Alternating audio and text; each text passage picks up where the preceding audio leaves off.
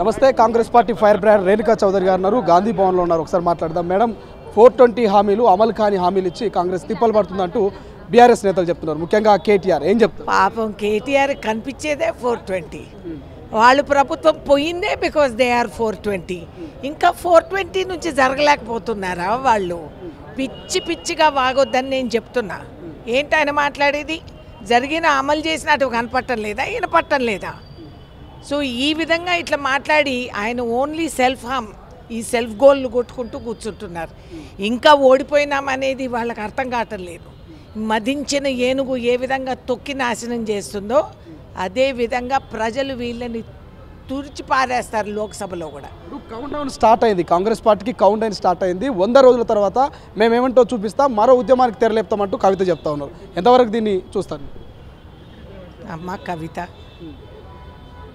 నీకు నేను ఏం అడ్వైస్ ఇవ్వగలుగుతాననేది నేను ఆలోచిస్తున్నా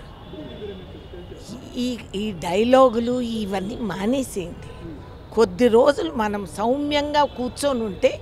మన పైన గౌరవం ఏమైనా పెరగగలుగుతుందేమో నాకు సంతోషమే మాట్లాడివ్వండి ఈ విధంగా ఎంత అన్నా చెల్లి అక్క తమ్ముడా ఎవరు వాళ్ళు అన్నా చెల్లి ఈ విధంగా ఎంత వాళ్ళు మాట్లాడితే అంత మాకు బలం పెరుగుతుంది థ్యాంక్ యూ ఈ 30 రోజుల పాటు ఏమనిపిస్తుంది ముఖ్యమంత్రి రేవంత్ రెడ్డి గారి పరిపాలన మీ కాంగ్రెస్ పరిపాలన నేను చెప్పేది కాదు సామాన్య ప్రజలు చెప్పేది చూడండి ఇవాళ లక్షలాది మంది ఆడపిల్లలు నిర్భయంగా బస్సులో ఉచితంగా పోయి వాళ్ళు చదువుల కోసం అందుకోగలుగుతున్నారు అరిచేతిలో 4 డబ్బులు మిగులుతున్నాయి బస్సు ఖర్చు లేకుండా అదేవిధంగా ఉద్యోగంకి వెళ్ళి ఆడవాళ్ళు కూడా వెళ్ళగలుగుతున్నారు ఈ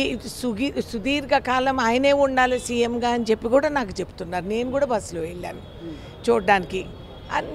ఎంతో చక్కగా ప్రజలు ముందుకొచ్చి స్వేచ్ఛగా వాళ్ళు మాట్లాడగలిగి వాళ్ళ అమూల్యమైన సలహాలు మాకు కేటాయిస్తూ ఉంటే సంతోషంగానే ఉందని నేను అనుకుంటున్నాను రుణమాఫీ అన్నారు 2 లక్షల రుణమాఫీ అన్నారు రైతు బంధు అన్నారు ఎందుకు ఇంత లాపర్వా చేస్తుంది కాంగ్రెస్ ప్రభుత్వం ఎవరు చెప్పారండి కాసేపు ఆగండి ఇంకా 100 రోజులు అవ్వలేదుగా దాని తర్వాత మాట్లాడదాం ఏం చెప్తారు ఎంపీ ఎన్నికల గురించి రేణుకా చౌదరి గారిని మేము ఎక్కడి నుంచి చూడబోతాం హలో ఏంటా ప్రశ్న మరి ఖమ్మం జిల్లా ఆడబిడ్డాను నేను ఇవన్నీ చెప్పుకోవాల్సిన అవసరం అయినా ఇప్పుడు రేణుకా చౌదరి ఎక్కడ ఆవకాయ పచ్చడి ఎక్కడ కాదు ముఖ్యంగా ఉద్యోగాలు ఎక్కడ మేము నిరుద్యోగ ప్రభుత్వంగా వచ్చాం ప్రజలకి నిరుద్యోగాలు ఉన్నాయి దాన్ని ఎదుర్కొనేదానికి సామాన్యులు మమ్మల్ని నమ్మి మేము పదవిలోకి వచ్చాం మా బాధ్యత ఫస్ట్ మేము వాళ్ళ గురించి ఆలోచించాలా ఫస్ట్ మేము చేసిన ప్రమాణాలన్నీ చూసుకోవాలా ఆ విధంగా మేము అమలు చేసే కార్యక్రమాలు మేము దాని గురించి మేము ఆలోచిస్తున్నాం స్వార్థం నాది నేనెంత నాకింత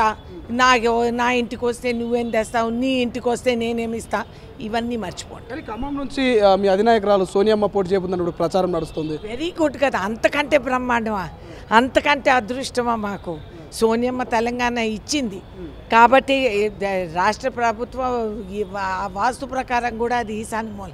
చాలా మంచిది అదృష్టం సోనియా గాంధీ షుడ్ ఓన్ తెలంగాణ ఇది ఆమె రాష్ట్రం ఆమె ఇచ్చిన రాష్ట్రం ఈ 10 సంవత్సరాల తర్వాత మేము ఆమెకి కానుక అందించగలిగాం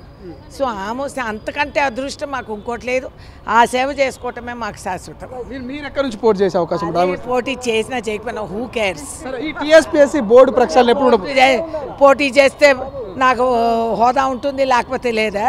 మేము ప్రజల్లో తిరిగే వాళ్ళం ప్రజలే నాకు థ్యాంక్ యూ మేడం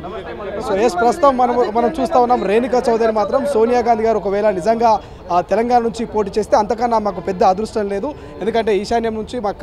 ఖమ్మం కాబట్టి ఖమ్మం నుంచి ఒకవేళ సోనియా గాంధీ గారు ఒకవేళ పోటీ చేసినప్పటికీ కూడా మేము అదృష్టంగా భావిస్తున్నాము పదవులు కాదు ప్రజలకు అందిస్తామన్నటువంటి పాలన కావచ్చు నిరుద్యోగులకు ఇస్తామన్నటువంటి ఉద్యోగాలు కావచ్చు సో ఈ విషయంలో మేము బలంగా ఉన్నాం ఖచ్చితంగా ముఖ్యమంత్రి రేవంత్ రెడ్డి గారి పాలన 30 రోజుల పాటు అద్భుతంగా ఉంది మేము చేస్తామన్నటువంటి గ్యారంటీలు ఏవైతున్నాయో ఖచ్చితంగా అమలు చేస్తామంటూ కూడా మాజీ కేంద్ర మంత్రి రేణుకా చౌదరి గారు చెప్తున్నారు సో చూద్దాం ఏం జరగబోతుంది ఎంపీ ఎన్నికల్లో మరి ఎవరు ఢిల్లీన